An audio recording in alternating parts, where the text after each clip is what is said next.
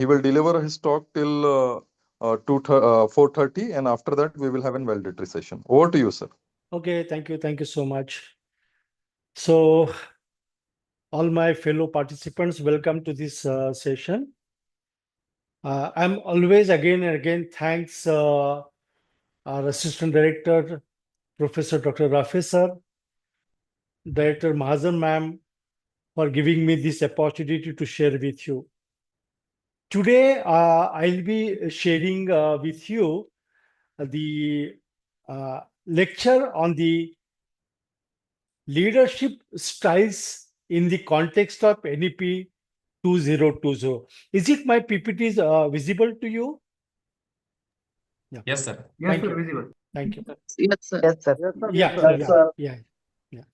So, friends, I understand today is the last day of your this workshop, and during this entire workshop, you must have undergone different policy requirement and what initiatives are taken by the government of India, by the respective state, universities, and whenever there are autonomous institutions and affiliated institutions. Now, when we have got, because of the National Education Policy 2020, by this time, you must have realized one thing, that a lot of freedom is given to we all teachers. And when we talk of this freedom, as we can say, this we have to lead this change and nurture the future. So, with this theme, we are going to start our today's session, and as been instructed by Dr. Rafe sir, we will continue till 4:30. ते आता काय काय शिकवतो आवाज येतो. Please mute. Yeah. Now, the outcome which I have planned with 3 outcomes for this workshop. Apply the concept and principle of leadership, okay, in the educational context. Explore the leadership scope and opportunities, and demonstrate leadership in higher education. My dear professors, I understand that you are from different part of the country, from different faculties you are serving. Your demography is also different, maybe different, of course.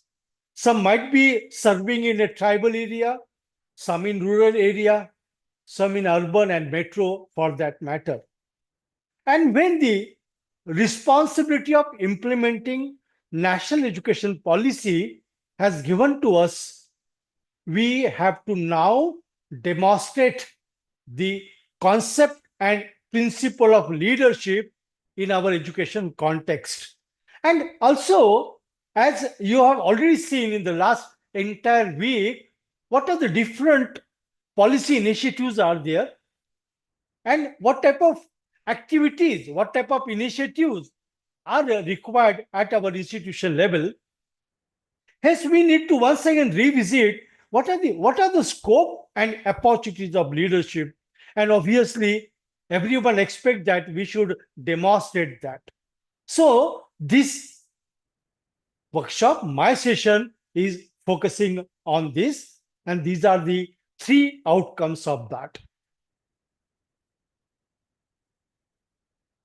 Part first of my lecture is the context of leadership under NEP 2020. It's not that we were not a leader. The definition or role of teacher went on changing in the past decades. Earlier, he was a teacher, then he became a manager who managed, but now he has become a facilitator, because with the policy initiatives of a flexibility, multidisciplinary, interdisciplinary, and even when we go for implications of different technology in education, we require a different type of leadership, and a teacher has to work as a facilitator, not as a teacher instructing in the class, but in addition to that, he has to manage the teaching learning process right from curriculum, and also to facilitate the students, because we talk about developing a vibrant economy. We want vibrant manpower. We want to challenge and fulfill the requirement in global context. We all know, even today also we are facing a lot of challenges globally. And to meet that, teacher has to perform a leadership role. And hence, we'll talk about what is the context of the sorry leadership under NEP 2020. We know that just we completed 5 years. The NEP launched on 29th July 2020 by Government of India. Almost 5 years and 1 month is finished. And the aim is to transform Indian education system. We want to transform education system. We know the previous rigid system of education. We know the pedagogy that we want to use. We have seen always there is to be gap between what we teach in the institute and what is required in the work. And hence, to have this holistic development of student, the NEP aims at transform Indian education system. It is a transformation which is going to be bring. And as I said you earlier, we want to focus on holistic development. You must have experienced, you must have realized, and I understand and I appreciate, many of you must have made lot of efforts to streamline and developing a holistic personality of the students. We as a teacher, at our individual level, we try to give them multidisciplinary flavor to our curriculum. But now, with NEP 2020, we have got an opportunity to have a focus on flexibility, choices within the discipline, outside the discipline, flexibility in completing the graduation. We have a credit system now. So, with all these things, our focus is there, and that's why NEP talks about the leadership. When we talk of leadership in NEP context, the role of leadership in NEP is visionary, and transformation leadership is critical. Keep in mind, everyone of you and me dream that student coming to our institute must go with full-fledged set of skills, competence, and holistic development. Now, when we talk of NEP, we wanted to bridge the gap, the existing gap, with a very structured way. And that's why, as I said and mentioned, we come from different faculty. We come from different demography. And this demography and faculty situation, we need to understand that what type of vision is required, what type of transformation is required into that. And hence, leaders, everyone is leader. You and me is leader, right? He or she may be an assistant professor, associate professor, professor, director, head of department, principal, or dean or vice chancellor. Everybody, leaders, must guide change in the governance. Curriculum, pedagogy, and policy. So, role of leadership in NEP 2020 is to be based upon the change in the governance. The earlier governance will not work because we have a multidisciplinary approach. We have interdisciplinary approach. A pedagogical changes are there. There's experiential learning. So pedagogy is changing, curriculum is changing, and hence the policy has to be done. And hence, the academic leadership is a cornerstone of successful implementation. Every one of us, I know you are working, you are attending the workshop, you are transforming whatever we are learning. But then, in spite of that, we need to put what we can say, jump into the leadership style, which will really give to the our society as such. Now, to just go to the depth of this leadership, we'll see what is the scope of leadership. As per the policy initiative, institutional autonomy and governance, the University Grant Commission has decided to give more and more autonomy to the institute so that quality education can be implemented. And when we talk of autonomy, we require more different type of leadership. You are going to design curriculum. You are going to design examination system. You are going to assess the answer books, declare the result, and certify the students. So our governance need to be very important where leadership is talked about. So as a policy initiative, it is already started and we are going to go for a autonomy institution. You must be knowing and you must have gone through that discussion during last 1 week that slowly already we have started. Affiliated institution will become autonomous.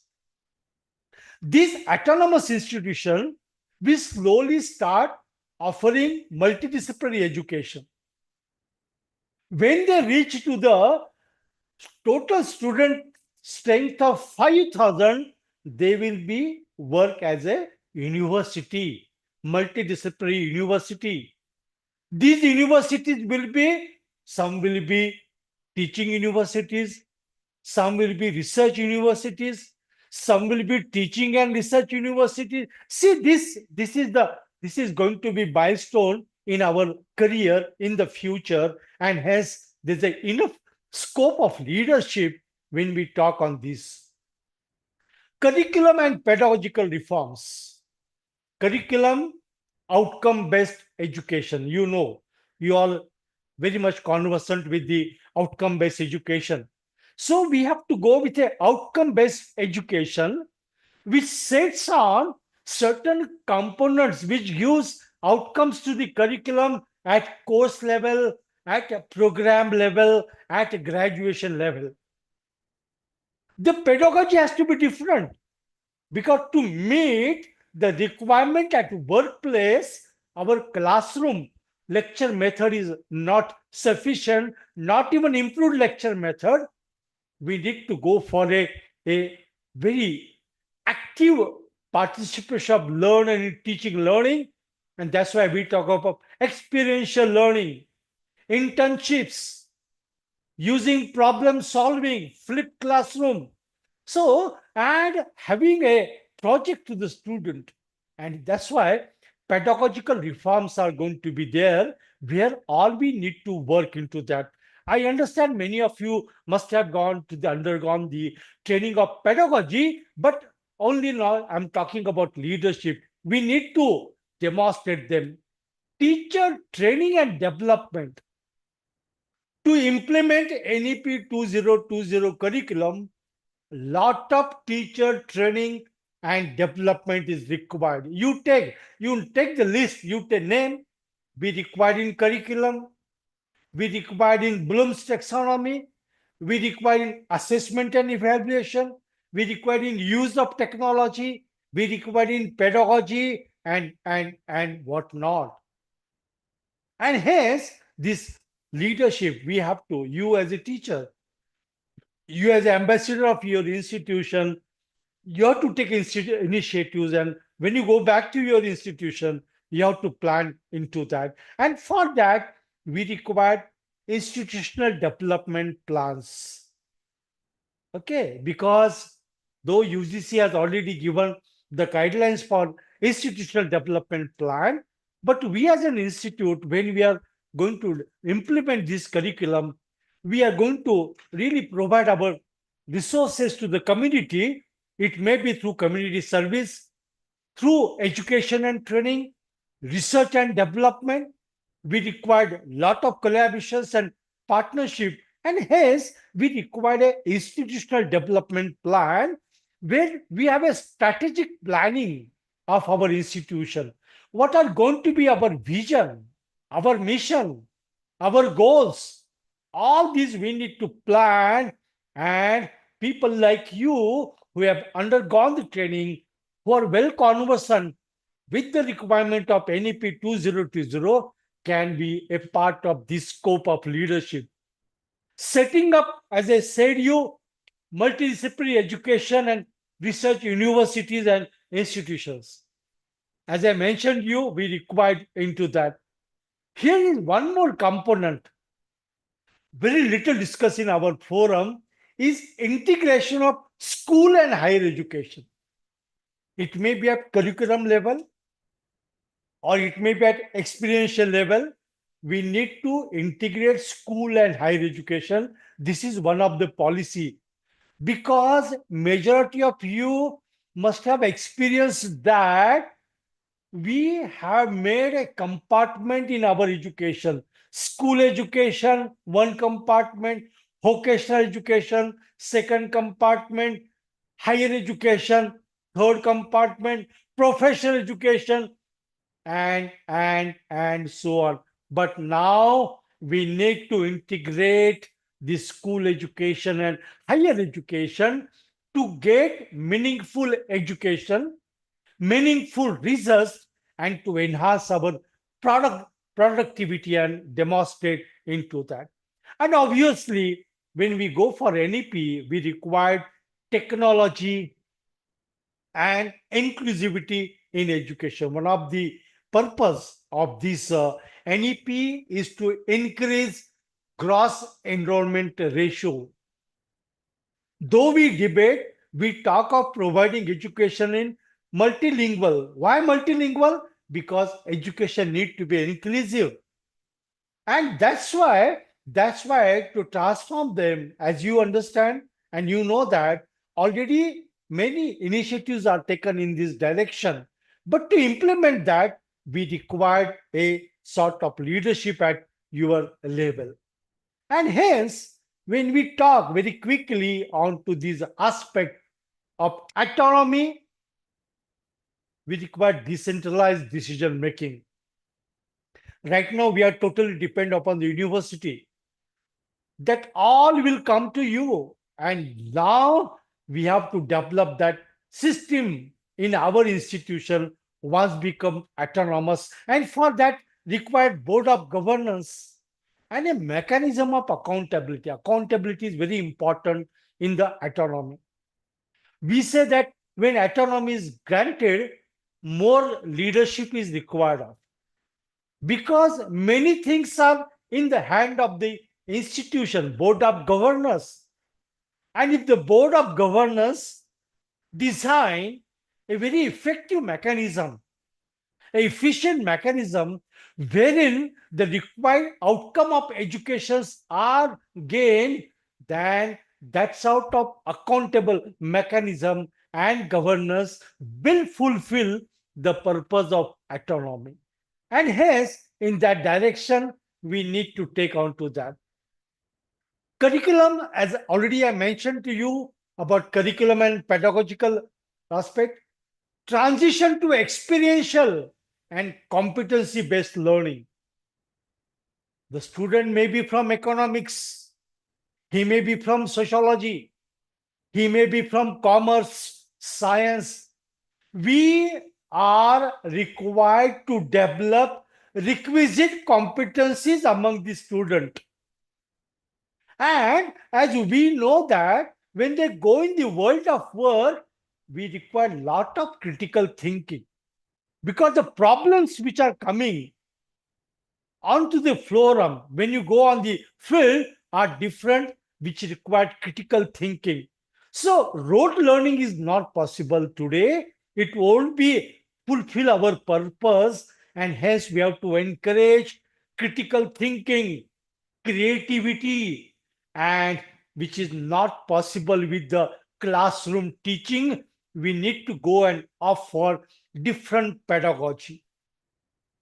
And hence, we also required to promote multidisciplinary programs. My student of economics, they must know a knowledge of sociology. They must have a knowledge of, in today's days, computer programming. They must have a knowledge of artificial intelligence. My student of commerce, they must have a knowledge of economics, psychology, programming. You see, we need to promote a multidisciplinary program for the reason the work which is available to the student after graduation, it may be in the business and industry as a employee or as an entrepreneur, he has to have these thoughts. And that's why when we talk of a holistic personality, that sort of flexibility we need to bring into our teacher training.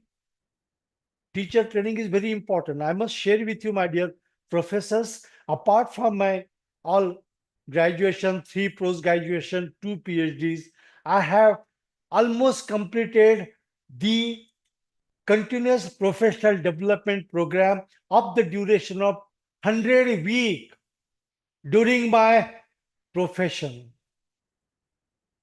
And that's why we all should make our own plan for continuous professional development. This should make a sort of a mandate on ourselves.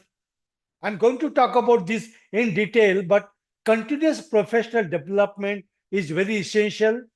Today we talk about multidisciplinary education, interdisciplinary education, pedagogy. We need to opt for, we need to gain those skills, competency to deliver that curriculum. And hence, that requires a systematic performance appraisal and mentoring systems. So not only teacher training, but when you want to depute some faculty, some for some training, you should have such a mechanism at your institute level. First priority to the domain knowledge. Second priority, institutional requirement. Third priority, personal development. And based upon that, we have to go for a performance appraisal and mentoring system. And that's why, as a part of NEP 2020, Government of India is now going to establish NPST, National Professional Standards for Teachers. So when teacher is working, what are those professional standards one should have so that we can get ourselves upskill, upgrade our abilities to that particular level. So this is going to take into the area. Now, when we talk about opportunities through NEP, is obviously in this task, when we say the scope, opportunities to all of you, development of academic leadership pipelines. What is the meaning of pipelines? Everyone in the institute, everyone, teaching, non-teaching staff, right from top to bottom, everyone should understand that, yes, I always say, our teaching is a noble profession. And when we talk about this noble profession, we should be abide to that. We should imbibe those requirements and develop that leadership. So the opportunities is there because nowadays we observe the leadership is hardly seen at institute level. When I'm saying leadership, doesn't mean director or principal or HOD. Leadership is individual taking initiatives. He's coming, doing some innovation. He's demonstrating teamwork. All these things are very little seen in our system. So that's why we require a academic leadership pipelines in our institution. For this, we also need establishment of innovation ecosystems. We know that our country required lot of innovations. Currently, we are facing the tariff issue. This tariff issue can be counteracted by having our indigenous product, machines and processors. And for that, it may be agricultural area, it may be a food technology, or a manufacturing sector, or health sector. We have to develop a innovative ecosystem. And our country in the past has done this in a tremendous way. But now we have to change our approach and go with a development of a innovative ecosystem within the institute. And that's why University Grant Commission, Ministry of Education promote innovation and incubation cell, entrepreneurship development. Lot of activities are taken, but are we ready? Yes. To get ourselves ready, we all teachers and student, along with student volunteer, community and business industry, we have to establish a innovation ecosystem. Even it is required to do so, technology integration through NETF. We know that in the time to come, we have the National Educational Technology Foundation, research foundations. These are coming up. So these technology foundations, we have to integrate ourselves. Already many platforms have established. You know that very soon we'll have one nation, one subscription. So all these we required to work on to that. The opportunities are there in global academic collaboration at home as well as globally. And hence, we teacher has to go for the sort of that leadership skills, ability, that innovation, which will really go into the part of that. And no more to say about inclusion, equitable education framework, which is must. Because even today, there are so many disprivileged groups who are away from education. NEP has opened the door. We have to encash that and educate our society so that there is a inclusiveness and equitability in the education framework as such. When we talk about educational technology forum, we have to go for using artificial intelligence, MOOCs, virtual lab to enhance learning. And when this is available, SWAYAM is available in the MOOC. We are already having, not only NPTEL is there. So many MOOC platforms are available. Virtual labs are available. Now with the interaction of artificial intelligence, more opportunities are possible. And that's why we all require to demonstrate leadership in digital pedagogy, which is very essential. The adaptive assessment. There are so many tools are developed because of AI, and every teacher, irrespective of their discipline, either they are from the humanities, commerce and business management, or science and technology, we all need to imbibe these skills, which are very easy, and hence we have got into that. And to say the ultimately holistic and multidisciplinary education. This is the one of the outcome of our NEP 2020. our emphasis on value-based and practical learning, not just blah, blah, blah, but our focus is on value-based. When we say value-based, my student is having integrity to the profession, to the society, to the nation, to the profession, to the self, to the family, everyone.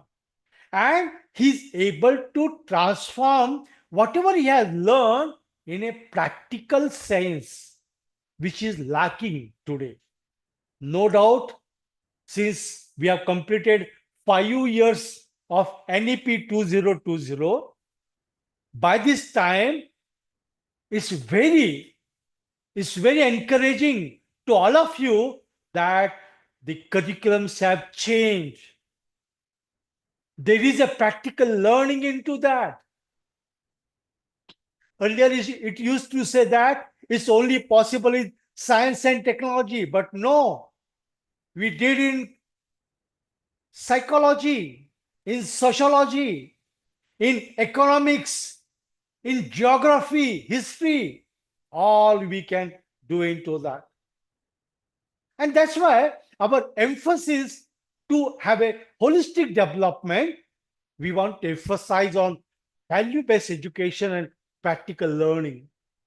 We need to promote arts, sports, and vocational studies. Here, we all need to work. Students across the globe, and I need not tell you different theories, but every individual has got certain potential, skill set. And as said by Vivekananda, education is a manifestation of perfection which already exists in the human being. We need to make an attempt for that. We need to see what arts is there, what sports is there, what skill sets are there into the student, so that they will help them to grow in their career and life.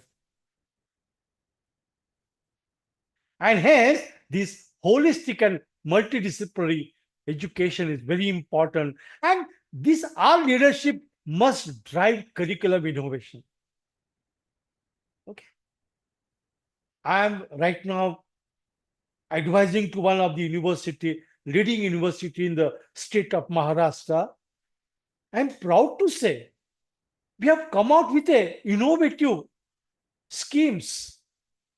I'll just tell you two things which became a innovation in the curriculum. NEP says that there has to be a practical learning. So we have an experiential learning component, we have an internship component. Every summer exam, vacation, student go for 12 to 16 weeks for the internship. When he returns from the internship, he's supposed to submit the report. The report will be assessed by the industry business partners. See, we have an experiential learning. Every week, student have to perform some practice work, irrespective of the discipline, humanities, commerce, or science and technology. So many things we have already brought into the picture. And we try that students are developed as per the requirement of industry. And for the holistic development, we have established a number of clubs. We have a Meraki. We have a psychology center which counsels the student. We have a nutrition club. We have a drone club. We have a literary club for enhancing the communication. So that is how we need to work, do innovation so that student can work into that. So as said by Simon Sinek, leadership is not about being in charge. It is about taking care of those in your charge. So we we are and you and me are the charge of the entire society. Our students, our alumni, our community, our industry and business, our nation. So leadership is not about being in charge as a principal, director, head of department, etc., etc. It is about taking care of those in your charge. And I hope you will work in this philosophy to work into that. Now, having this task, when we talk about these aspects on the scope of leadership in context to NEP, now we will see really what competencies are required for a successful leader, isn't it? It's not that many of you must have undergone many leadership development training programs. But here, what I'm trying to tell you in the context of National Educational Policy 2020, what are those set of competencies on which you and me should focus and develop, so that, because like you understand, whenever new subject is introduced, we need to prepare for them. We read reference books, we read textbooks, we prepare learning material, we attend conferences, seminars, we discuss among. Similarly, to have a vision of develop a nation by 2047, our role of institution and institution leader is going to be very important. And hence, we'll see what those skill set are required. As said by John F. Kennedy, leadership and learning are indispensable to each other. To provide leadership, we have to be a continuous learning. So, dear professor, many of you must have undergone what I'm going to deliver. But for those who have not gone, please join us for the next part of my session. Now, we must ask 3 questions. Why student takes admission in higher education institution? 3 questions. Why do we teach? And what is the expected outcome of combined effort? If we are able to answer this question, half the way is through about the competencies which are required. If I have to answer very quickly why students take admission in HEI, it may be that he wants to become an entrepreneur. He wants to undergo lot of research and innovation. He may be looking for a very challenging job, or he really learning and serving to the society, community might be his objective. So we must try to understand why students take admission to higher education institution. Why do we teach? No, I'm teaching you. Why I'm teaching you? You are teaching geography, history, psychology, economics, accounting, botany, etc., etc. Why do we teach? Why do we teach UG-PG program? Why do you teach that particular course? We must answer, and we should design. And ultimately, what is the expected outcome of this combined effort? This is what we need to work on to this. And hence, to have, as said by APJ Abdul Kalam, let us sacrifice our life today so that our children can have a better tomorrow. So, as I said before, teaching is a very different, unique profession, unlike others. I generally have high regards for soldiers, our military defense people, doctors, and teachers. I cannot prioritize them because teachers change everything. Teacher is such an empowered tool, they can change the country. And that's why we need to sacrifice our life today. Sacrificing means what? Totally contributing for the development of student community and research so that our future will be better. Our tomorrow's generation will enjoy. As to greater extent, we are enjoying. We are enjoying. We never thought of the day when we can speak or we can have this type of a virtual meetings or a mobile or we'll have a virtual banking, online banking. We never thought of that. We never thought of a drone technology. So we have to go into that particular area as such. And hence, when we work into that, we will go now in step by step to develop the competencies of developing leadership in education. Phase one, in which to develop professional capabilities.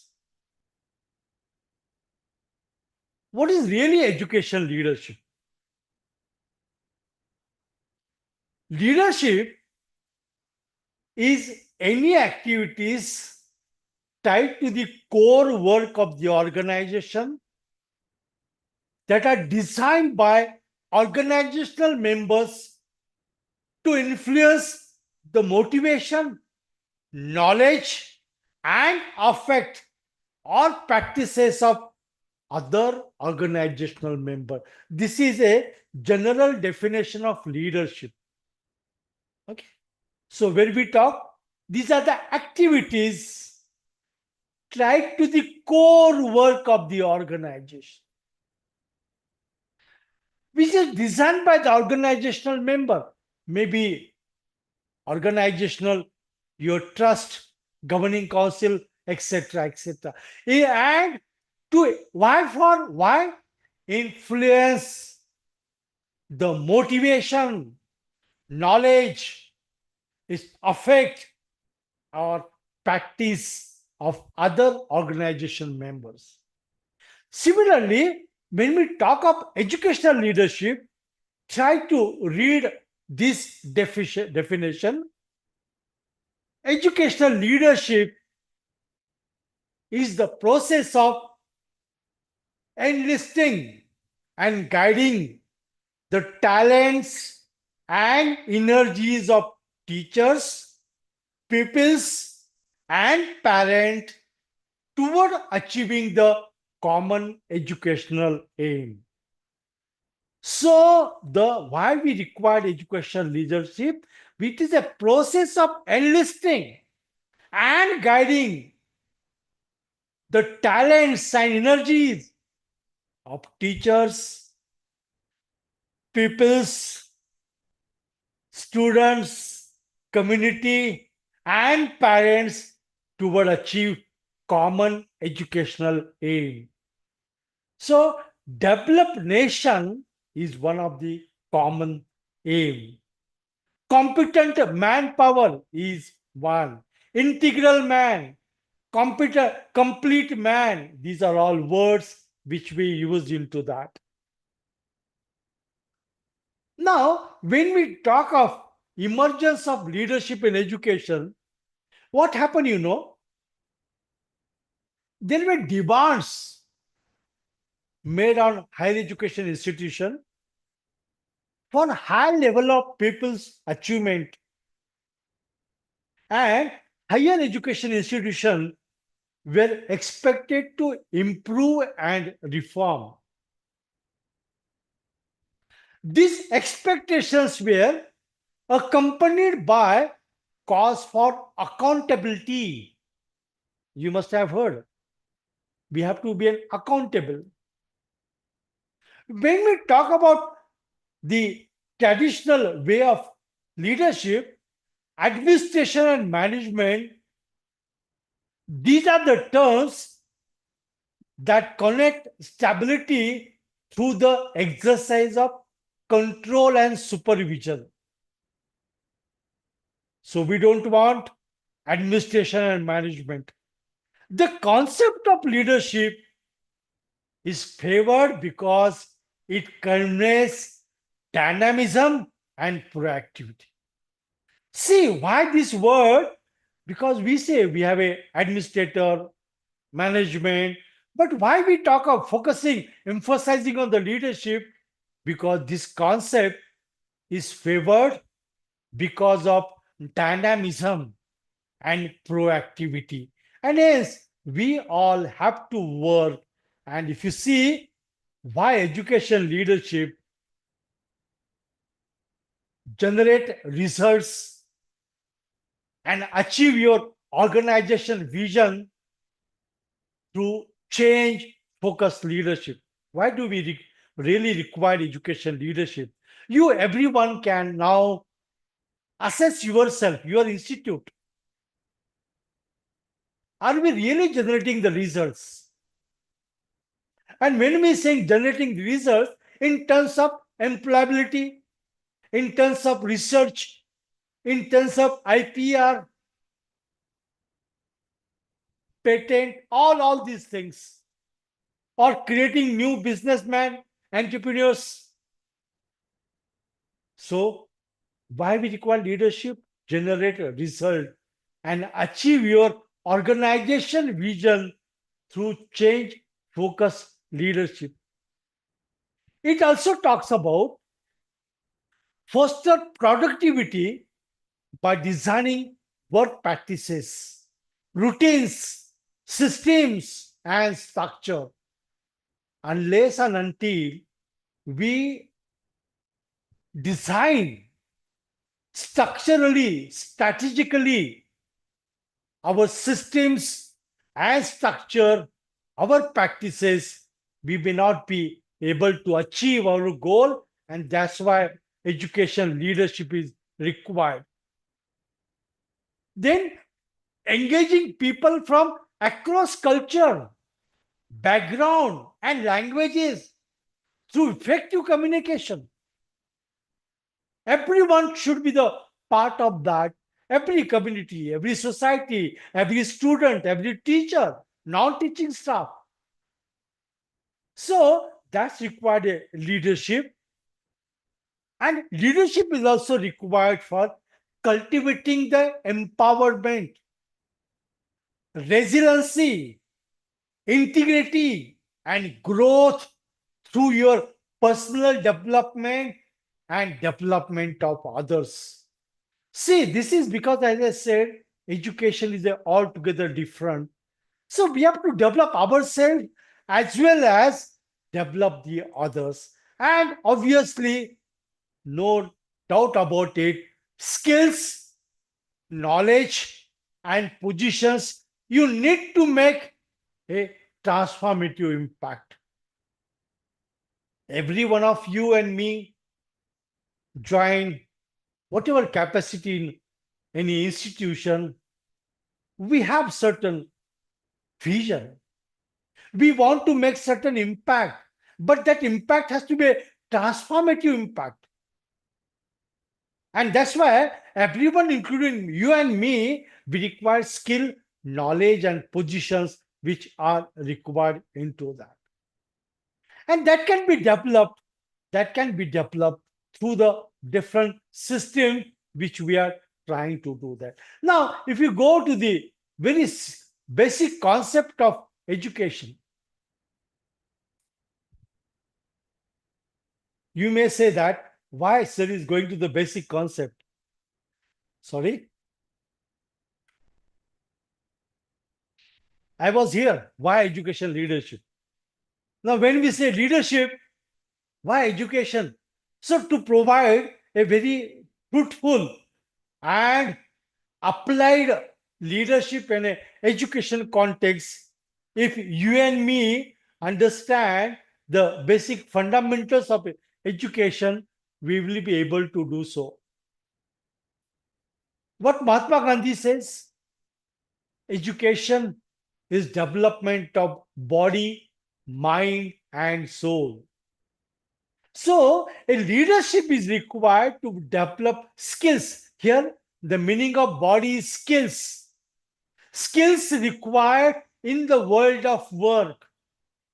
Core skills, which we call the life skills or soft skills, and professional skills as an economist, as a sociologist, or as a expert in geography or science. Mind, intellectual ability, and soul is emotional level, emotional balance. So, when I talk of leadership, I thought of a simple concept or expression made by great thinker Mahatma Gandhi ji, who says that education is development of body, mind, and soul. If we teacher focus on this concept itself, will develop those capability of educational leaders. Swami Vivekananda says education is the manifestation of divine perfection which already exists in the human being. Everybody is excellent, have potential. Our education. That's why multidisciplinary education. That's why interdisciplinary education. That's why change in pedagogy. So that, and holistic development, so that student will develop in his own areas of strength. Rabindranath Tagore says that the highest education is that which does not merely give us an information but makes our life in harmony with existence. I have graduated, I have post-graduated, I am PhD, but how I am harmonious with the existent requirement of the nation or discipline or profession or organization. So the highest education is that which does not merely give us an information, but make our life in harmony with all existence. These concepts will tell us that we need to change our strategies. We need to change our vision and mission and a strategy so that the education, which may be of 4 year, 6 year, or 10 year of higher education, will transform student and make him in a harmonious with the existence. This is little bit bigger definition, comprehensive definition given by C. Aurobindo. See, very interesting concept. Education is meant to bring out the best in man, to develop his potentialities to the maximum, to integrate him with himself, his surroundings, his society, his country, and humanity, to make him the complete man, the integral man. See, my dear professors, those who are connected with today's this meeting, if I have to talk of educational leadership, this is what is required. And this is nothing but this is the crust of NEP 2020, whatever concept of education which are presented before you. These are nothing but these are the different attributes of educational leadership. If you take one single word of this concept and design your own strategies, your vision and mission, that is what is the educational leadership which is required today. We know today our country, we know the status. No doubt, no doubt, we are developing. Our per capita income has increased, but still we have many national and international pressures, which I already mentioned of tariff by United States of America, and so many other challenges. How is that me, my students, who are the citizens of this nation, are going to prepare for that? And that's why our education system need to be dynamic, vibrant, and that's why we talk of this aspect. And when we talk about the objectives of higher education, which are globally accepted, now this will give you why education leadership, because is there. Now there are 4 objectives of higher education which are globally agreed. When we become a fully signatory to Washington Accord, we become fully participant to the globalization. We agreed that our higher education will have these 4 objectives. Number 1, preparing for employment. Number 2, preparing for life as active citizen in democratic societies. Personal development.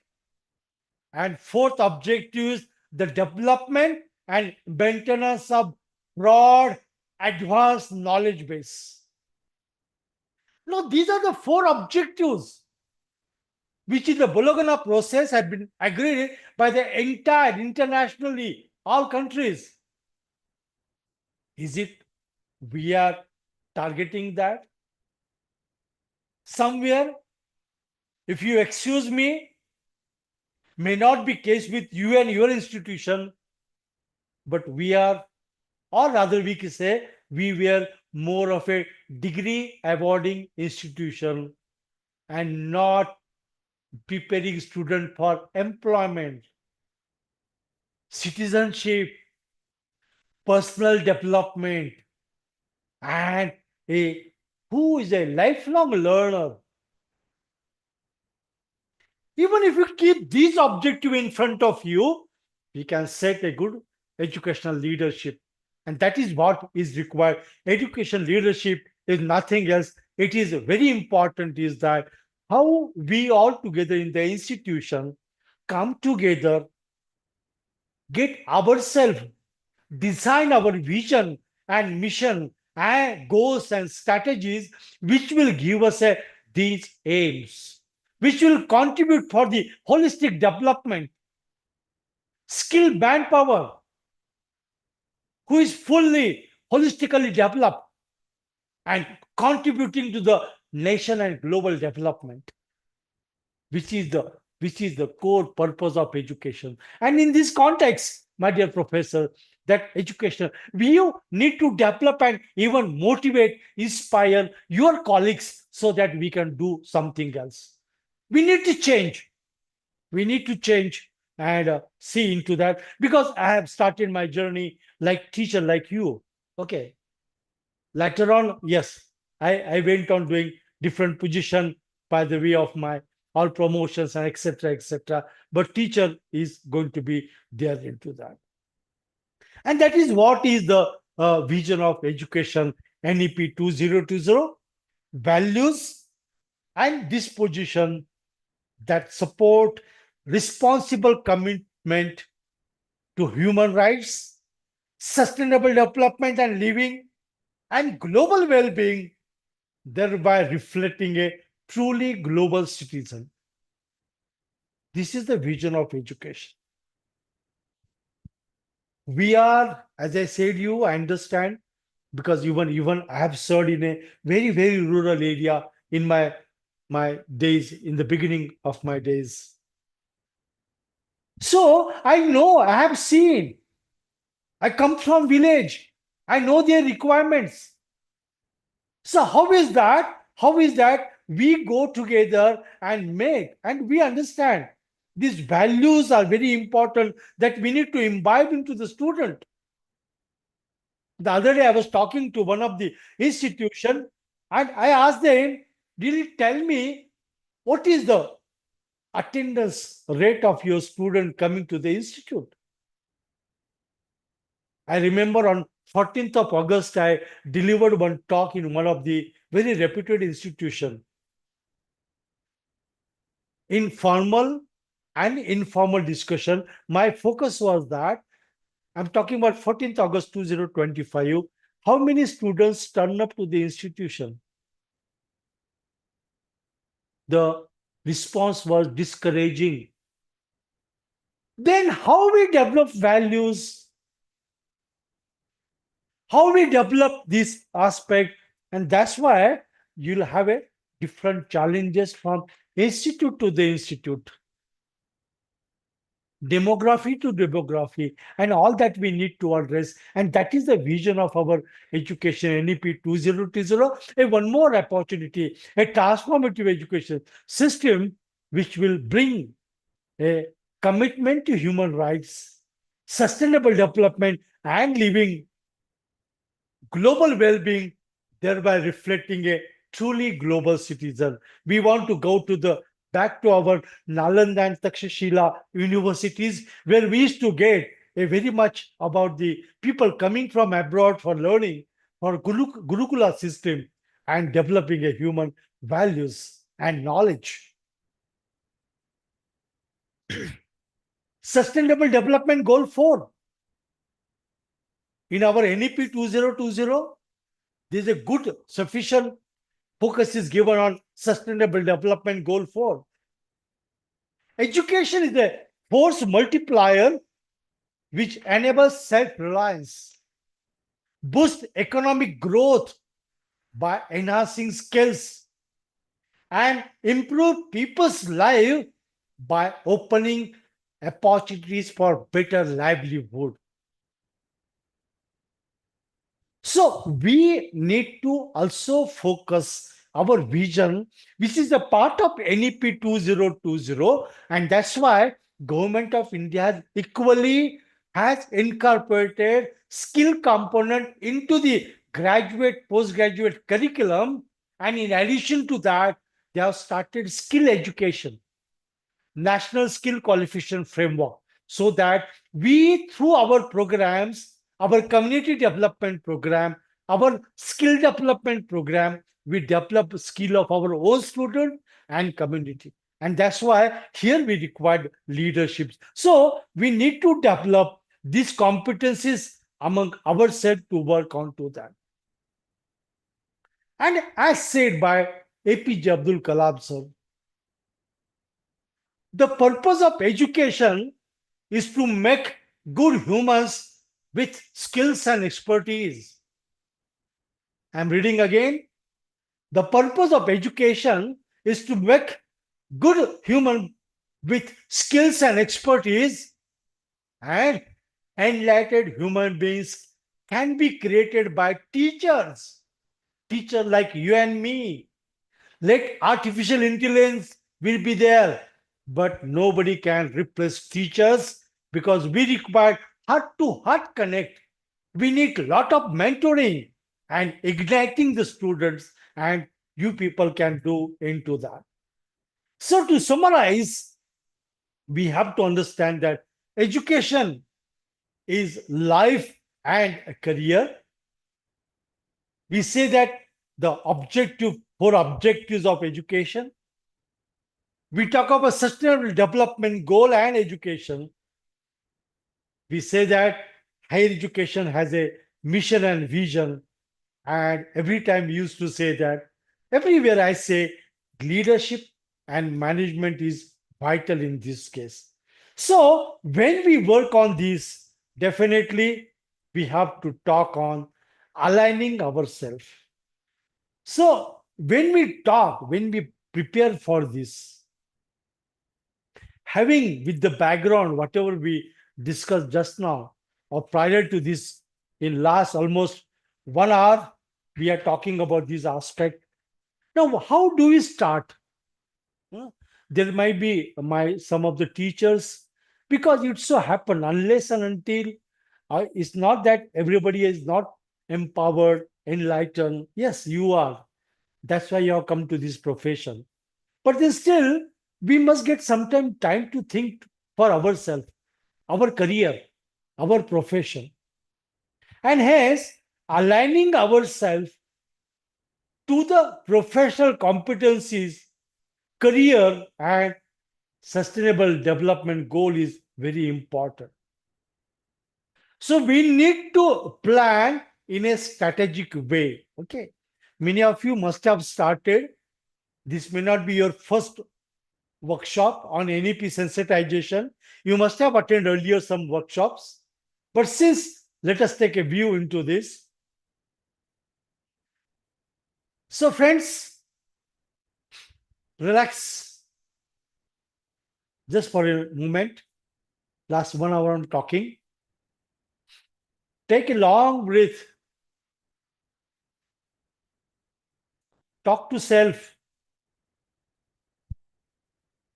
family, friends, not now, after going to your after program. And take some time, write it. Here always I remember the quote by Gautam Buddha. Gautam Buddha used to say, "Hey man, where are you going? Where are you going? Come back. Look back. Why you are on this planet? What is the purpose of life? Don't fly. Don't fly. Come back. Come back." So our life has become so busy, as said by Gautam Buddha. We don't get time to think about ourselves, our profession. And that's why, as I said, we are unique. Teachers are unique, distinct. Our profession is noble profession. So we need to work on to that and plan our self-life goals, our mission, our vision, our policies and mandate. This is appeal to all of you, my dear professor. Have your own life goals, your mission, your vision, and what policies that you are going to follow for your future growth of career and life. So you can think on, as we say to our student, who am I? Explore self. Talk to yourself. Go somewhere away from your crowd. Sit for 1 hour calmly. Whenever you like that, think about, talk to yourself. You don't talk to your own self. Always we have in mind something about others. Think of your own self. Hey man, how are you? How things are going on? How you are doing? What is your vision, mission? Which things you want to achieve? Where you are going wrong? Where you need to improve? Talk to yourself. Do your stock. What are your strengths? What are your weaknesses? What are the opportunities and challenges? Work on that. And based upon these strengths, how you can utilize your strength and grab the opportunity. How you can reduce, minimize your weakness and grab the or overcome the challenges. And define the purpose of life and career. What you are, mission. What you want to be, vision. and set the plan, policy, your own policy, your own mandate, your own action plan, because nation required many things from you teachers.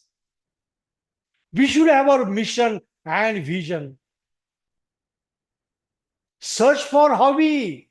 At the same time, I will say, all of you, I want you to have some hobby. Singing, acting, dancing, or you may go for trekking, reading, but have some hobby and sustain it. It's very important. Grow yourself. And whatever you have planned, go for monitoring and review. Someone may ask me a question, sir, have you tried this sometimes? My answer is yes. I had and I have my vision and mission. I had decided a policy for my career and personal development. I'll give few examples. Now, I have completed 42 years of my service in education. 42 years I'm serving in the field of education. I decided that it was a mandate to me when I was in active service and after service also publication, minimum 2 research paper every year, attending minimum 1 conference, undergoing minimum 1 faculty development program or workshop. I did it. I fulfilled it. I go on continuously development. Not to tell about me, but if I just try, because you are my colleagues, you are my friends, and you are doing a divine job. So I must tell you, we require to learn so many things in our life which will help you and will empower you so that you can give. And that's why have your mission and vision. And for that, obviously, we can use different management tools. You can have a brainstorming or brain writing on SOC, and you can define what is your mission and vision, and you can use strategic planning approach to that, because I am sure by this time you must have, after going 1 week of a NEP sensitization program, you must be quite realize that there's a lot of things we need to do, and that will be only possible if we go systematically, structured way, scientific way, strategic way. Okay. And that journey begins with self-development. And that I want you people to try into that. And hence, as I said, this is my own concept, me and the world. How me will be useful to me, self-development, me and family, how I can be useful to my family, society, my profession, my organization, my nation, and due to NEP 2020, the world. So me and the world, everyone has to be get empowered. If we really want to develop our country through, and you know that education is a prime tool which will transform human beings. And me and the world, this concept we need to develop, and strategically we need to go in developing this part of the.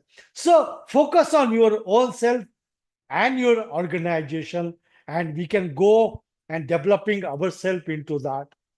So while doing so, based upon my own experience, I'm sharing some milestones to you. Obtain higher education and qualifications, of education as a field of career and profession, not just that job, but career and profession. Accept the responsibilities in the educational institute. Self-study, what to teach and how to teach. Start teaching, research, go for continuous professional development, guiding students, mentoring, thinking and critical discussion on different issues, assessing, evaluating, and interpreting, and so on, and establish your own philosophy of education. These are your milestones, my dear professor. You might be at fourth or fifth stage, or somebody might want is on the third, doesn't matter. But at the end of the day, you should have your own philosophy of education. The way you teach, you develop your own context, you understand, and you start delivering. That is educational leadership. And that educational leadership we want to develop. Now, when we talk of this, then quickly we talk about mission and vision. Let us see what is this mission and vision. These milestones are there. I talked to you about so many things. Now we have to go to the mission and vision of that. So, as I said, you should have a mission for yourself and your organization. Right now, I know I work on NBA, NAC, many QCI quality initiatives. But many times we require to discuss on the concept of mission and vision. Now, what is mission? Mission, what is the organization? And to answer this question, what is the organization? We have to answer 4 sub-questions. Number 1, why do you exist? Why the institute exists? What is the purpose of being in existence? What are the organizational values? And how the organization distinct from others? My dear professors, my apology to all of you,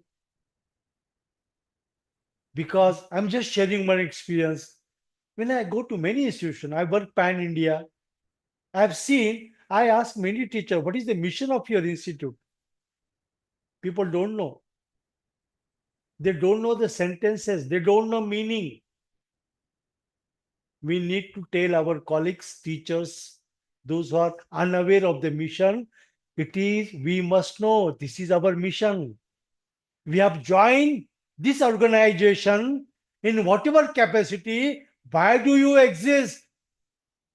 Educate undergraduate, postgraduate, research scholars, skill human. What is the purpose? Holistic development, preparing for employment, personal development, entrepreneurship, research. These are the purposes.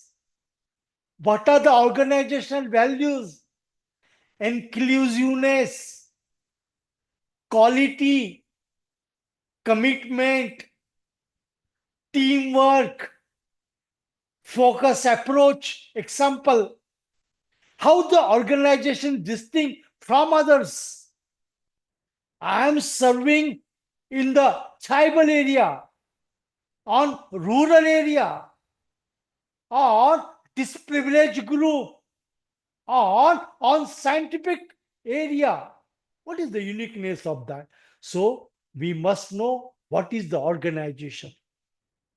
And whenever you write a mission statement, it is the combination of answer to these 4 statements. Your mission must give the answer to these 4 questions. Either you write in bullet point or you write as a continuous statement. Same is the case when you do an individual case. So, mission statement why the organization exists, who we are, what we do, explain the basic needs that you fulfill, express the core values of the organization, and unique nature of your organization, and the role it plays that differentiate it from others. So everyone in the organization, our parent, our collaborators, everyone must know what is our mission statement so that we can work together. So this is an empirical way of defining mission and vision. Mission. Vision, what the organization want to be, what and when. For example, a autonomous institution which is located in a tribal area,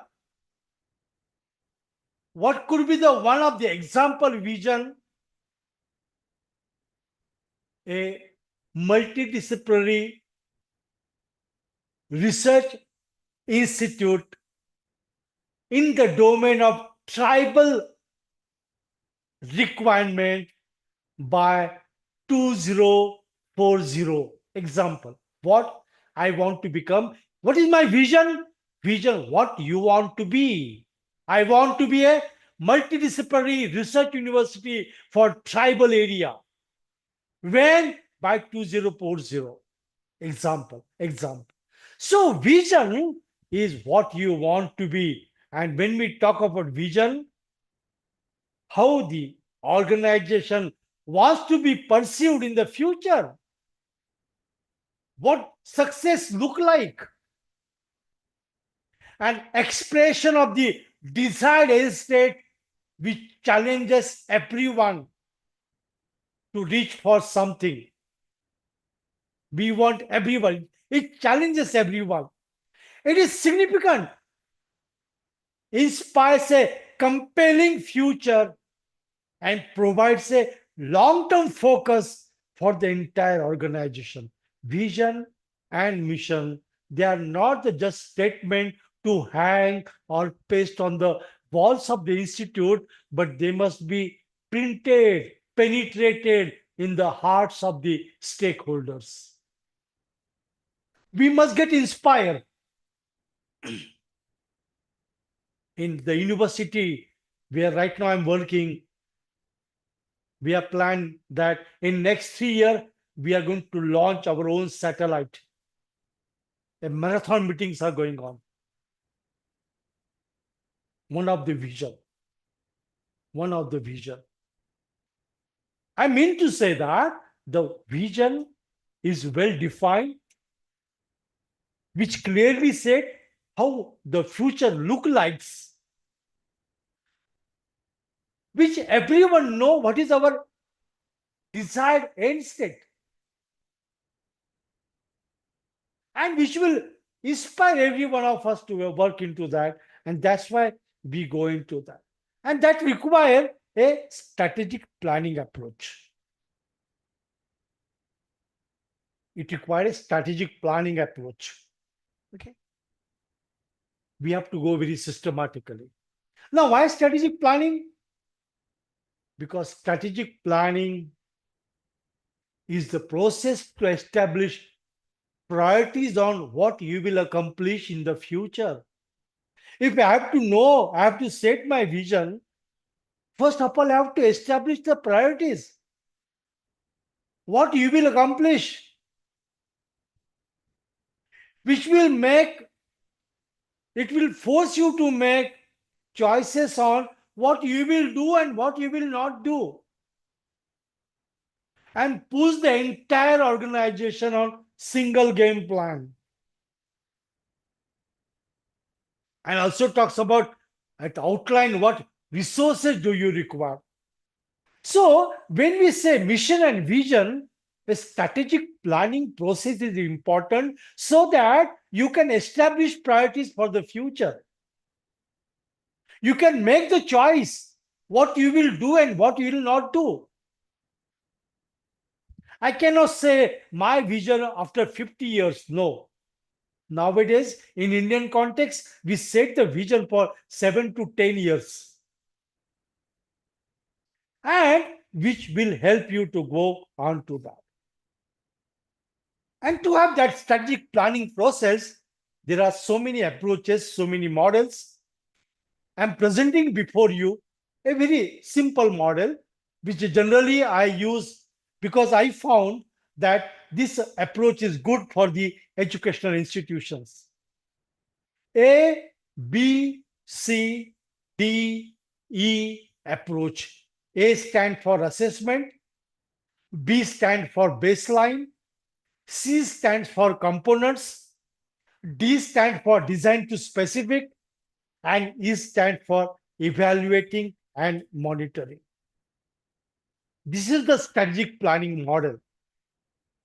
Okay. So this strategic planning model will answer three questions: where we are, where we want to be, and how we are doing. Where we are is mission. Where we want to be is a vision. And that path, process of mission to vision, we have to monitor by doing the thing. And how you will do this? So, in the previous 2-3 slides, we have seen the empirical definition of mission and vision, the significance of mission and vision. Now we are talking about how you develop a strategic plan and institution development plan. Okay, these are tools which I'm going to discuss will help you out. Now, what is you are required to do in this strategic planning model? All stakeholders are to be included, but through their representative. So based upon your size of organization, you can have a strategic planning group of 7, 9, 11, 13, at the most 13 members, based upon the size. And then you can have a subcommittees, one working for student, one faculty, non-teaching staff, that can be there. But there'll be a one core committee, and that core committee will work on development of strategic planning model that is known as SPG, Strategic Planning Group. Now, what that group will do, you can either assign some work to your own team member or to some other faculties to work on first step assessment. Make a 3 to 4 page document on what is the origin of the organization, when this institute was established, who has established this institute, what was the purpose of establishment of the institute, since establishment till today, what are the development phases, new program, new intake, new domains, new achievement, new accreditation, sometime downfall, and conduct SOC analysis. What are the strength of institute? What are the weakness of the institutions? What are the opportunities of the institution? And what are the challenges of the institution? While conducting this exercise, you have to take into the consideration the viewpoint of our stakeholders, students. Take a group of students, ask them about what are our strengths, what are our weaknesses, what are opportunities, what are our challenges. Invite your collaborators with whom we have MOU. Ask them about strength, weaknesses, opportunities, challenges. Ask your own teachers, non-teaching staff, your management, and a 4 to 5 page document will be there.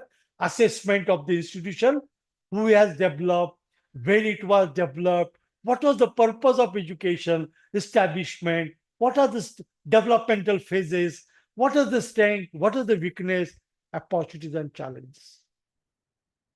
Then again, core group will work based upon this assessment report to come out based upon the origin and purpose. What is the purpose of the institution? Whether to educate rural students, or to emphasize on the women, or to develop on the skills, or onto the research, or to the entrepreneurship. So from origin and purpose, you will know, come to know the purpose. From SOC analysis, from strength and weakness, you will come to know the present. From opportunities and challenges, you will come to know the future. From developmental phases and your SOC analysis, you will come to know the values. And from the weaknesses, you will find certain gaps in the organization. So another 5 to 7 pages document will be prepared on the baseline. Again, you can have a brainstorming session and you can come to third stage C component. From purpose and present, you can draft mission statement, scientific method of writing the mission. From purpose and present, you come to the mission. From the future, you write how the vision is look like. Values will be core values. And from vision and gaps, you can set your goals, objectives, specific objectives, etc., etc., etc. And then to meet that, you can design, go to the 4-stage D, design to specific. What programs you need to conduct, what projects you need to undertake, what should be target. Suppose you want to target on research or you want to target on employment. So you will say that today's my employment rate is 25%. Now I want target of 60% students should get employment. Standards, their minimum package must be 4 lakh per annum. And then you prepare an action plan. And accordingly, you can evaluate, monitor it. So my appeal to all of you teachers, those who have attended this particular workshop, do strategic planning. We have to anyhow develop institutional development plan. But if you go through this scientific and systematic process, you will be able to reach, because this will also develop the competency, because this is required. A leader has to be a strategic planner. And that's why we need to work on to this task of that. To summarize, before I go to the last part of session, so we have seen every time that education is for career and life. We also discussed that a mission and vision is must for self and organization. Then a concept of I and the world, or me and the world, that we talked about, which everyone we should focus. And we should have a strategic approach into that. And through the strategic approach, we'll have to develop our leadership capabilities. So when we work and want to that, definitely we can be a good leaders into that.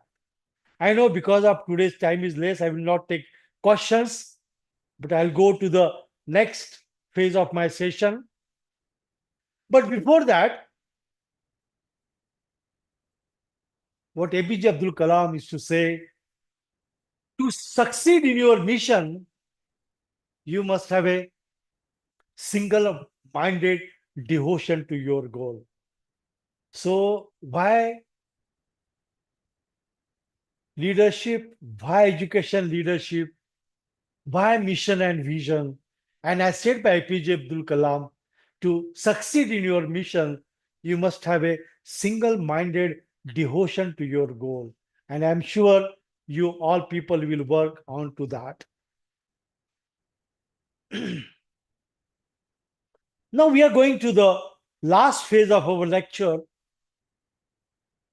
as on demonstrating the leadership. Okay. We studied why leadership, the context of leadership, a context of leadership in general, and NEP 2020 as specific. What is the scope?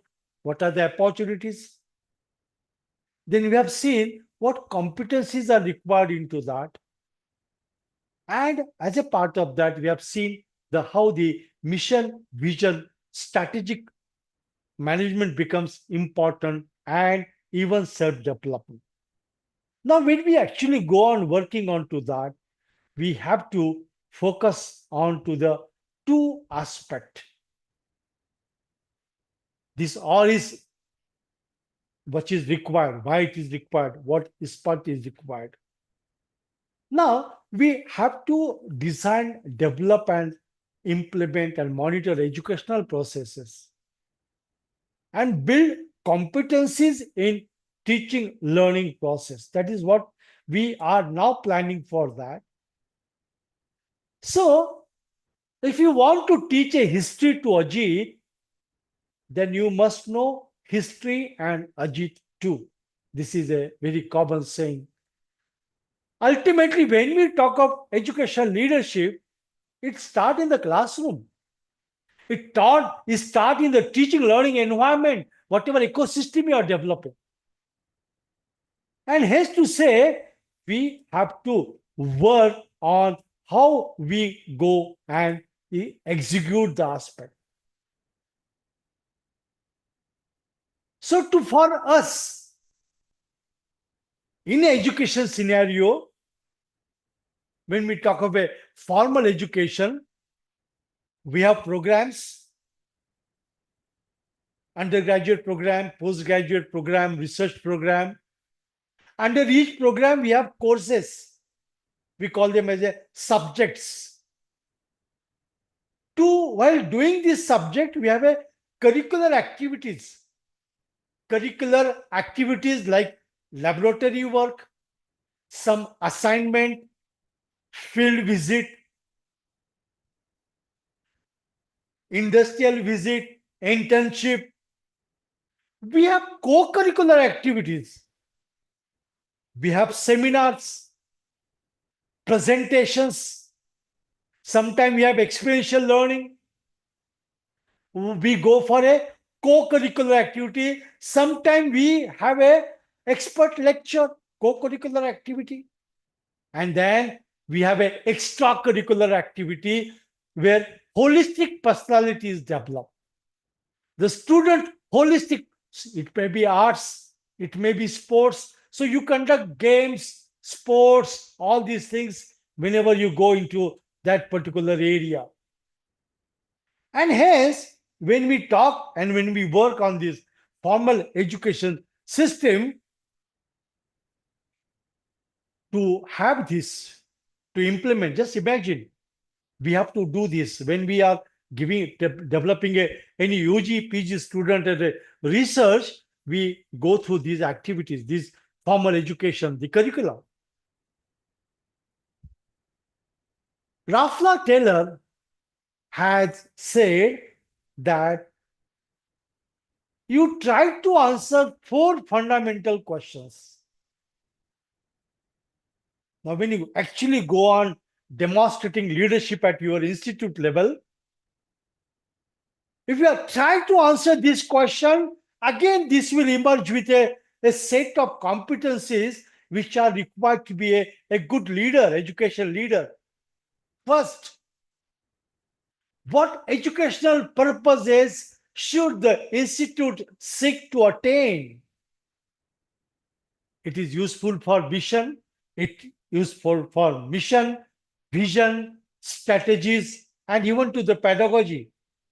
So, what educational purposes should institute seek to attain? Number two, what educational experiences can be provided that are likely to attain these purposes? What type of educational purpose experiences are required?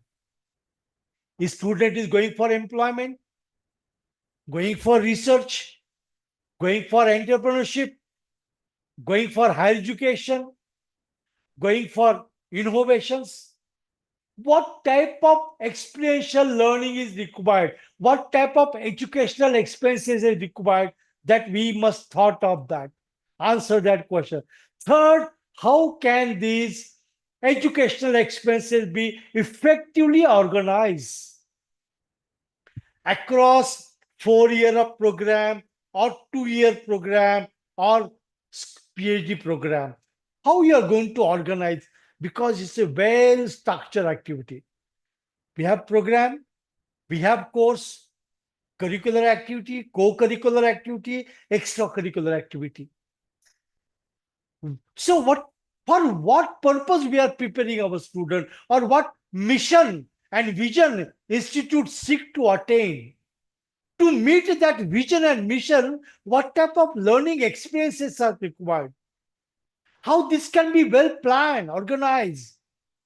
And last question, how can we determine whether to what extent these purposes are being attained?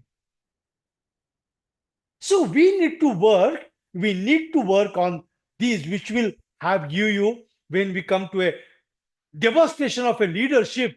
This will help you. These 4 questions will help you to prepare yourself, plan your activities, and demonstrate leadership into that. Now, when we say curriculum, why I'm showing you this slide, my dear professors, you may say that how it is related with the educational leadership. The educational leadership must know the fundamental concepts. Otherwise, what will happen? Teacher refer to the syllabi, go to the class, deliver the content, come back. To make our teaching learning process more meaningful, more purposeful, more useful, we required variety of pedagogies and approaches. The curriculum is beyond syllabi. Syllabi plus curriculum, which is nothing but these are all experiences learner have undergone under the guidance of teachers. Curriculum encompasses all learning opportunities provided by institute. It may be expert lecture, it may be a field visit, it may be an assignment, it may be a project, it may be a celebration of Independence Day, Women's Day, any festival that is also very important. So that's a curriculum. Curriculum is a plan for all experiences which the learner encounters in the institute. Keep in mind. And that's why we as a teacher, we must know that curriculum is a big umbrella and it has to be well planned. Because since beginning, I'm saying that faculties from different disciplines, humanities, commerce and business management, law faculty, science and technology faculty, some health science faculty, demography is different. Every individual coming is different. Every year, the student coming to the institute are different. Their individual differences are there. So we have to plan, taking consideration into that. What is the purpose? What expenses are required? how to organize them, and how to ensure them they are being properly implemented or not. And that's why we must know curriculum. Curriculum is a plan for learning.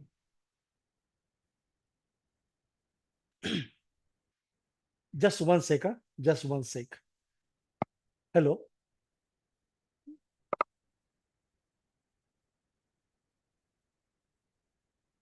Sorry. I'm sorry.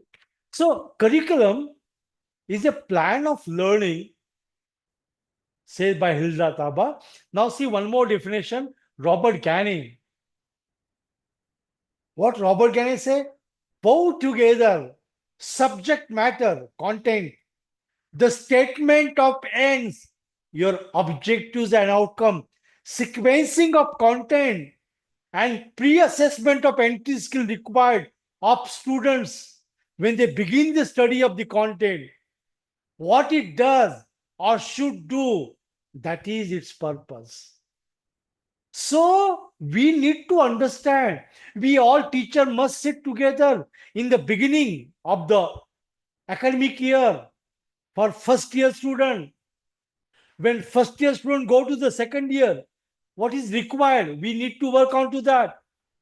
So all these we need to work when we are working in the task of the curriculum planning. So we have to understand the connection between different subject courses. If we are the 6 or 7 teacher teaching in an institute for any specific program, we need to sit together and work on that and to be properly integrated. And hence, we have to go with a very systematic aspect of that. And that's why we talk about the outcome-based education. That's why the emergence of outcome-based education has come. An approach to students' learning which specifies what the student should be able to do in order to demonstrate that intended learning has taken place. We will have to work on this theme because outcome-based education, to be a good education leader, we must be able to understand the outcome-based education. It's an approach to students' learning which specifies what the student should be able to do in order to demonstrate that the intended learning has taken place. So there is a shift from teaching to learning. What you teach is okay. What student learn is important. This is one more definition which we talk about the outcome-based education to have a clear idea what student is able to do and accordingly plan. And in this outcome-based education, we go for a mission and vision of the institution. What is the vision and vision of the institute? From the mission and vision, we decide program education objectives. Okay, I'm going to talk to you very quickly about this program education objective. What are the program outcomes? What are the course outcomes? Means see what is the mission and vision of the institute and department. Mission talks about purpose of the institution. So what is the program education objective?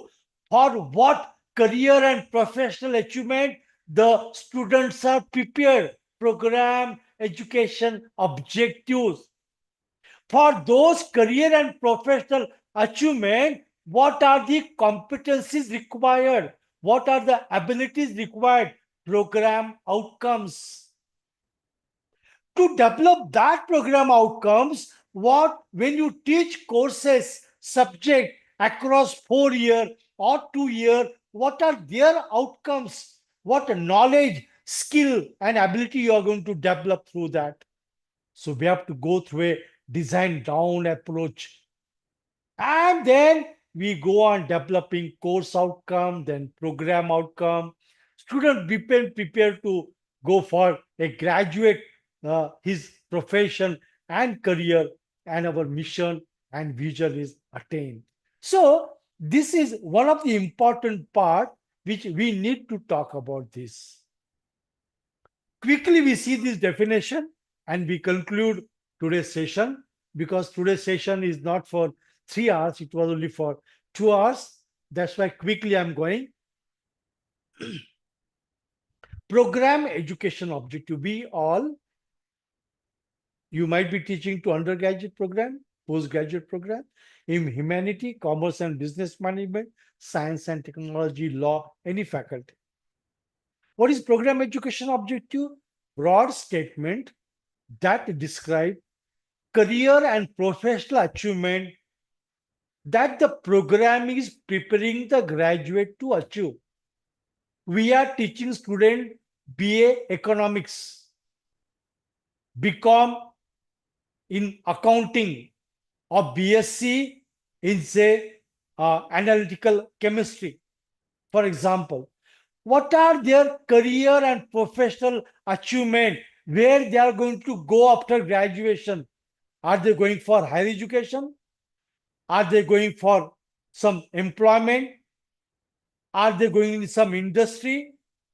Are they going to for higher education? Are they going for research? Or are they going for start their own entrepreneurship?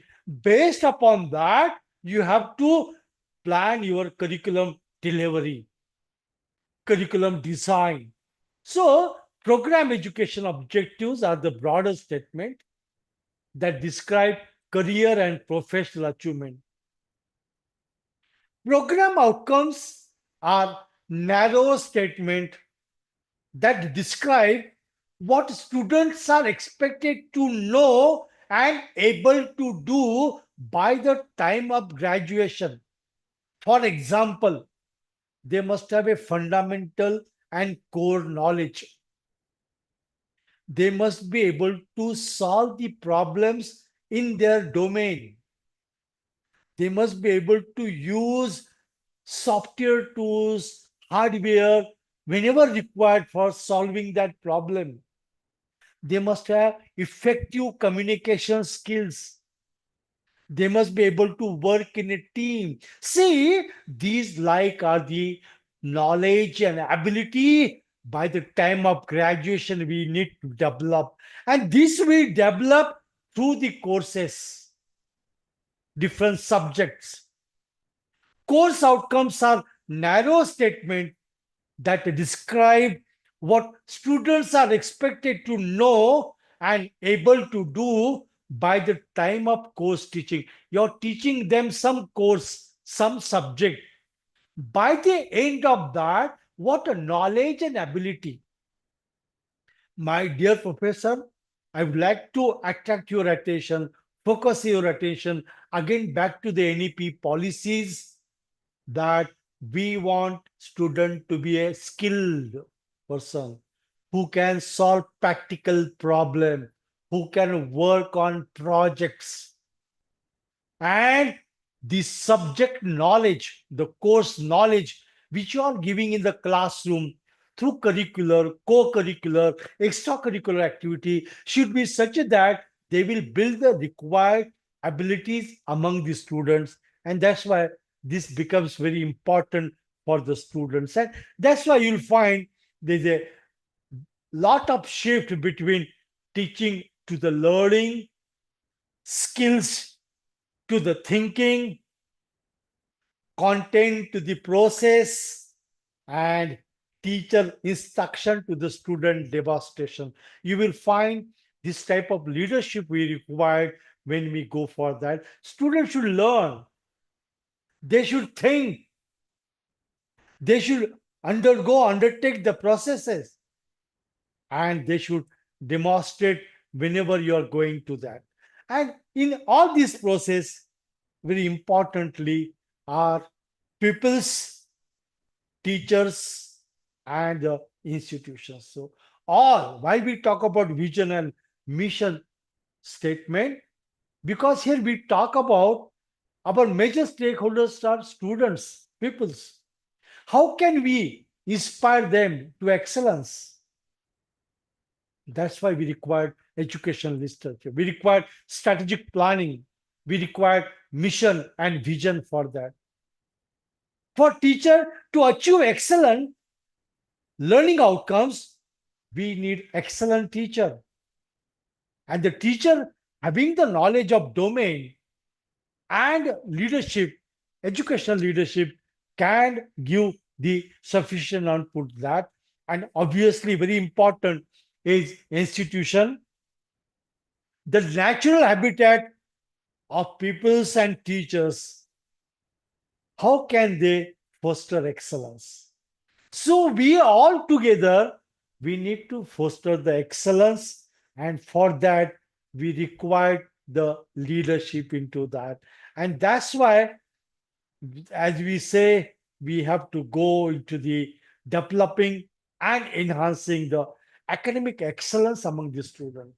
And this is the core theme of our this entire session, and to develop student in the different domains of learning. Okay, so we all have to work in developing holistic personality, as we said, their intellectual ability, their skills, and their emotional balance. This mixture, this as we have to do. Not only that, we have to develop factual knowledge so that they can implement practically. They must know their surrounding, their world of work. So factual knowledge, conceptual knowledge is important to them. The procedure knowledge, which is again a key theme of our NEP 2020, we require a metacognitive knowledge. They must have a critical thinking, problem solving. So here, when we go to a demonstration level, from context to the competence to the demonstration, we need to work on to the broader way so that we really perform student and take them from different learning experiences to acquire different skills and perform and demonstrate their areas where they can really be useful in the world of work. And in that context, we need to work in a totally and follow different models of achieving that.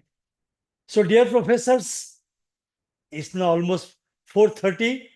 So I'll just show 3 slides of planning, and then I will conclude my session. Here we require planning. Okay. Micro level planning, macro level planning, micro to macro level planning. Okay. We have to go for vision, mission, POs, PO, CO, attainment, continuous development. This micro level planning is required for that. When we come to a micro level planning, to develop that ability among the student, we require how your courses are mapping with the abilities required at program level. Then you have to entirely prepare your course plan for your subject plan, what teaching pedagogy you are going to use. If you are conducting different type of the session, say field session, group sessions, or experiential session, classroom session, you have to have a good plan of that. At micro level, you have to go for lesson plan. For each session, we have to assess whether students are learning or not. So you should have a assessment plan and even attainment. We want students to perform excellently. And if somebody is not performing, we must have an improvement plan. So this type of plans we require. And this program planning is required at nutshell. So this is 25 steps which I have shown here. That must be, if you are using desktop or if you are using mobile phone, take the snapshot of this particular slide, because this will tell you that because static planning is very important. When we say program planning, the strategic planning is required, and these different planning stages we require different competencies, which already we discussed in this particular session. So with this, I conclude my session. Over to you for your any questions, or if you have anything as to ask me.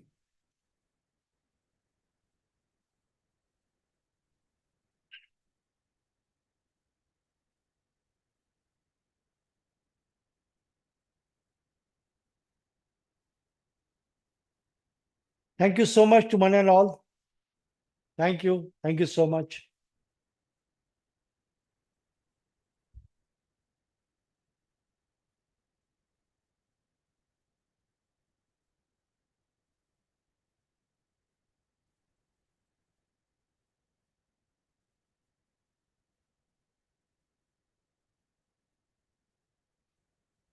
Yes, any question?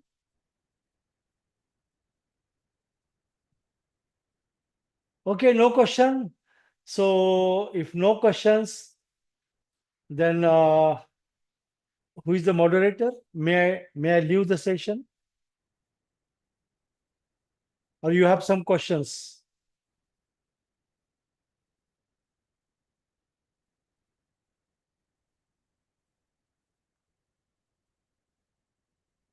Okay, thank you once again to all of you for listening very patiently.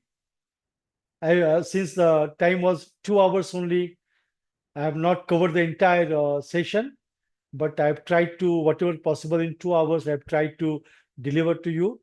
If you have any questions, you can post them to your coordinator of this program. They will pass on to me and I will reply to your email. Thank you so much. Thank you.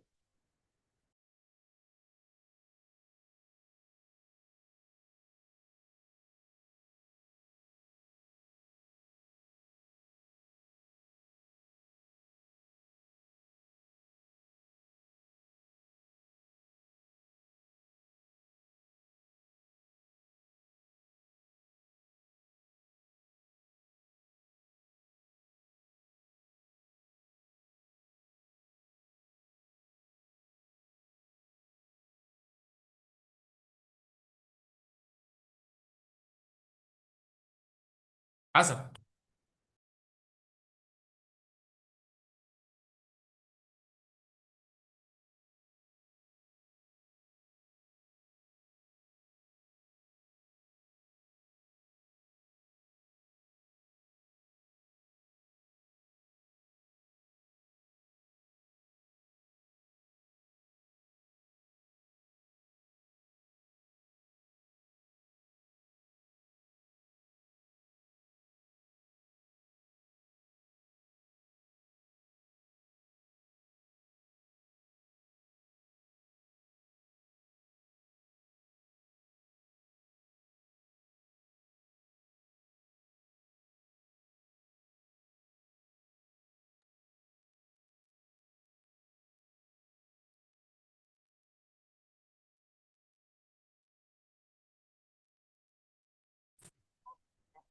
So, a very good afternoon again to one and all. In few minutes, start the valedictory session. I would request all participants to open the camera.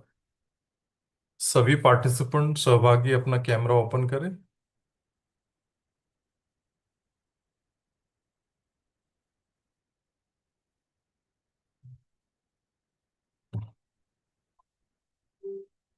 I think resource person has concluded the meeting.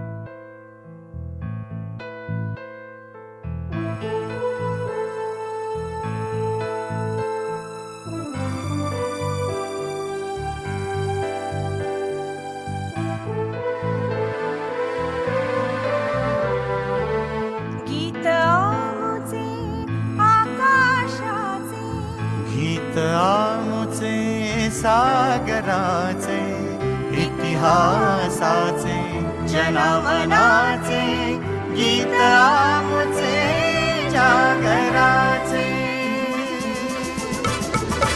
गीत आमुचे आकाशाचे गीत आमुचे सागराचे इतिहासाचे जनामनाचे गीत आमुचे जागराचे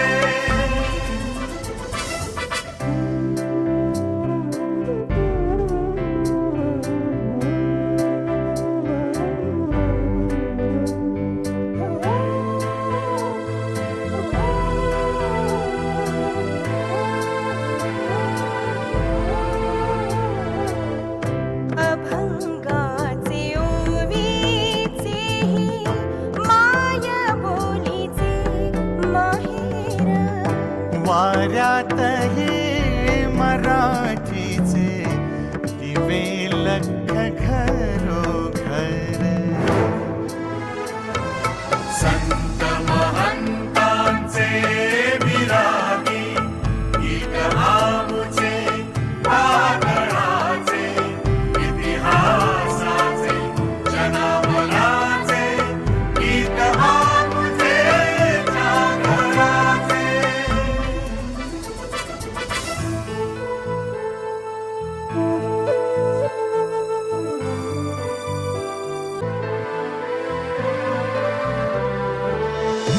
तंतु तंतु संघर्षाचा पैठणीत भिनलेला नक्षीतच पक्षी पक्षी विजयाचा मिळलेला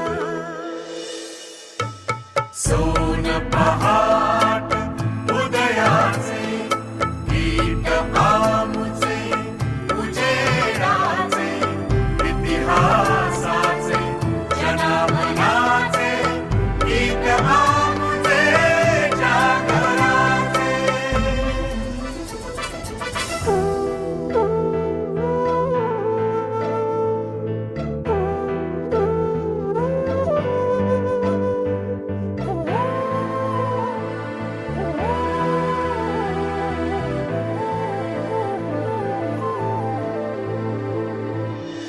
प्रज्ञेचा सूर्य नवा शब्द शब्द उजळून गेला समतेचा संगराचा अर्थ ढाळून गेला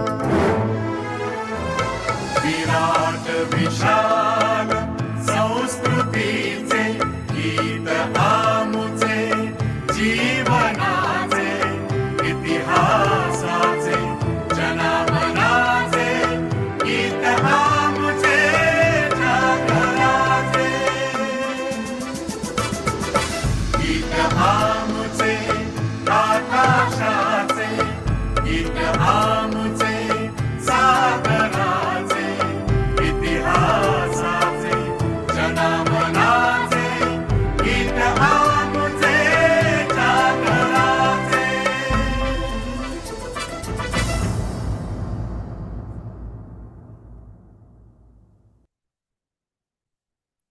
Thank you, Gaurav. You can stop the banner in the university song. On behalf of UGC Malviya Mission Teachers Training Center, Dr. Babasaheb Ambedkar Marathwada University, Chhatrapati Sambhaji Nagar, I welcome today's resource person as well as the chief guest for this valedictory session, Dr. Ajit Thete sir, to this valedictory session of 28th NEP Orientation and Sensitization course being successfully organized by this UGC Malviya Mission Teachers Training Center. The journey of this NEP Orientation and Sensitization course, we started with the lecture of Mr. Sandeep Joshi, who is member NCT Jallore, Rajasthan. On the very next day, we had a talk of Dr. Ashwini Ranjanikar sir from Department of English, Sri Sant Swata Mali Gramin Mahavidyalaya Fulambri. Also, we had one lecture of Dr. Rajesh Javdekar, sir, who is Director, Incubation, Innovation, Linkages, Kavitri Benabai Chaudhary, North Maharashtra University, Jalgaon. There were also some technical issues in that particular lecture, and but still he has delivered his valuable inputs to us. Also, then we had a lecture of Devendra Singh, sir, who is a national conveyor of Prakalp Pratyogi Pariksha Shiksha Sanskriti Uthanas. Also, we had one lecture of Dr. Kashinath Devdar, sir, who is a management council member of our university. Then on Monday, we had a talk of Dr. Ashwini Kurar Bharadwaj, sir, who is CEO of Bejon Desi Foundation. Then we had a talk of Dr. H.D. Jadhav, sir, who is the Dean Faculty of Science and Technology of SNDT University, Mumbai, Women's University, Mumbai. Then today we had a talk of Dr. Ajit Thete, sir, Director for Center for Development of Leadership in Education. Indeed, friends, I hope that this journey was very much fruitful, and I hope that you have taken something in your bag and you will deliver the message of NEP 2020 to your colleagues, to your students, and to your society. So, and I hope that the objective of this NEP orientation sensitization course, the objective of the UGC and the objective of this Malviya Mission Teachers Training Center will be fulfilled through the volunteers like you, the persons, those who have successfully completed this training program. So, not taking much time, I would request our chief guest, Dr. Ajit Thete, sir, to deliver a valedictory address to all of us. Thank you. Thank you so much, sir. Today, now I have joined through my mobile because I just shut off my computer. So, the Assistant Director, Professor Dr. Rafi, sir, all team of the MMTC, Dr. Babasaheb Ambedkar Marathwada University, and all my fellow delegates, we have joined through this program. I was just, by the end of the my session, I was getting the feedback. All sessions were excellent.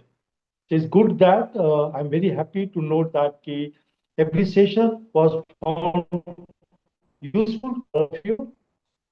We must thank Dr. Rafet sir for his initiative. I understand I've been connected with Rafet sir from so many years, and he's very keenly and very rigorously he worked on inviting the expert to share their knowledge to all of you. My dear professor, as said by Dr. Rafet sir, such type of the NEP sensitization program will happen. They have happened in the past, also in the future. But we all have to take one thing very importantly, that a greater challenge is there to all of us. Education has performed different role in the past. Once upon a time, as even while delivering a lecture, I talked to you about Nalanda and Takshashila University, where our universities were globally known for the knowledge, but Gurukula system and everything. But in the middle of the time, somehow we observed that there was a lot of dearth in the research and development. Even employment was going very long. And somehow in last 2 decades, we have started thinking globally. And we thought, no, India can really lead to in a global front because of our population of youngsters, and the what Indian tradition that we have, the Indian knowledge that we have, we can do so. And that's why the emergence of NEP 2020 has become very important. I'm delivering this lecture in the different programs by the different HRDC center across the country.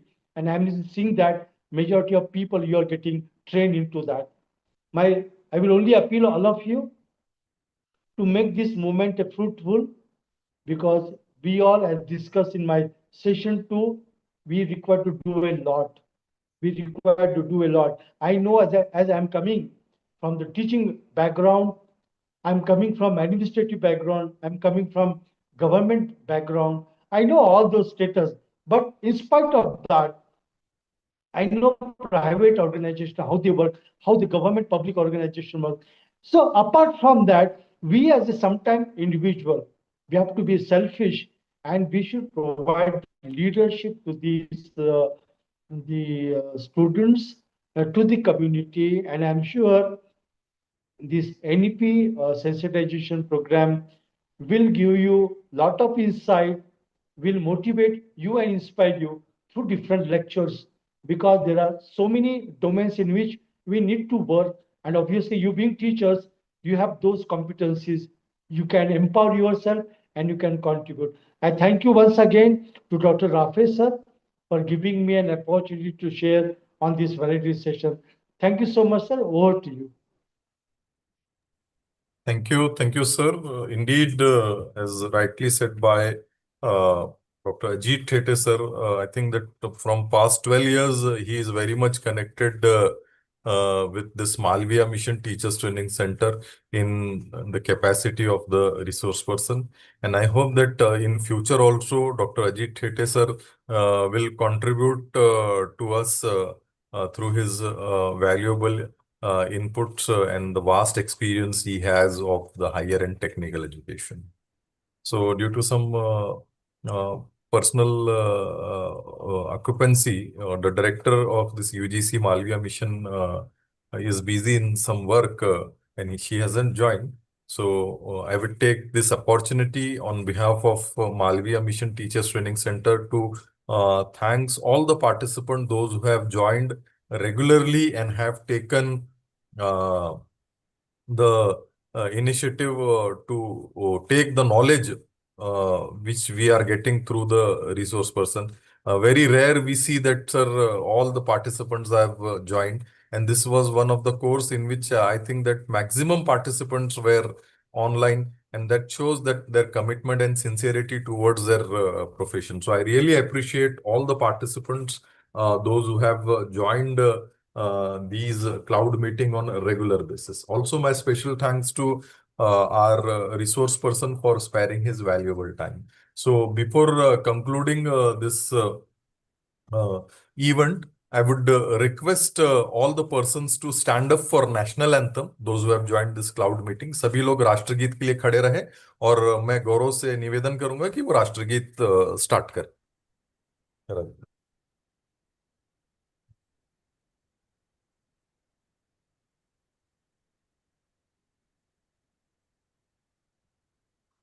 जनगण मन अधिनायक जय हे भारत भाग्य विधाता पंजाब सिंध गुजरात मराठा द्राविड उत्कल बंगा विंध्य हिमाचल यमुना गंगा उच्चल जलधि तरंगा तव शुभ नामे जागे तव शुभ आशीष मांगे गाहे तव जय गाथा जन गण मंगलदायक जय हे भारत भाग्य विधाता जय हे जय हे जय हे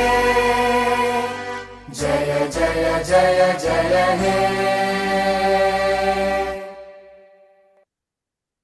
Thank you. Thanks a lot. I would request Gaurav to end this cloud meeting. Thank you.